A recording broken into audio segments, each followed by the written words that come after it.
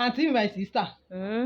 sọ́ọ̀rì tí baálé ilé ọkùnrin tí wàá ti ń tẹ̀lé ìyàwó rẹ̀ lọ kíṣìnì torí pé ìyàwó ń fọbọ́ bàbá náà ń fọbọ́ sóyè yín báwọn tí wọ́n sọ pé my dear kí ló kù ń bẹ̀ wọn ṣé bọ́ tewédú ṣé bọ́ ẹ̀fọ́ bàbá fẹ́ wẹ̀dùn nù o bàbá fẹ́ wẹ̀dùn Tòótọ́. sóyè ọba wọn tó wá di pé ẹyin ní tí ò ṣe rí tí àtẹ pé lẹ́ẹ̀kọ̀ọ̀kan ni my dear ó tún ń fọṣọ ni àkílẹ̀ ti ṣú jẹ́ ń bọ́ sáré fún un bàbá fẹ́ wẹ̀dùn ni o. Ṣé mo dídùn?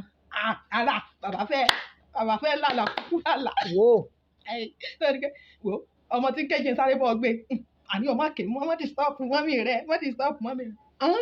Bàbá ò ṣe tinú tí dán o fún ó ti pẹ́ nù bàbá fẹ́ lábẹ́. Jésù. Bàbá fẹ́ ṣe. Kùkùmbà. Bàbá fẹ́ jí ìyàwó ni o ó sì ti mọ̀ pé ìwọ náà ìgbà náà sọ pé ó ti ṣẹ́ṣẹ́ látàárọ̀ ó ti rẹ̀ mí o kíní kan tí bàbá fẹ́ pọ̀n gbálẹ̀ náà kí sẹ́nẹ̀ tí ọ yóò wá di lálẹ́ ọ̀ ló ṣe. Kò tiẹ̀ tó bẹ́ẹ̀.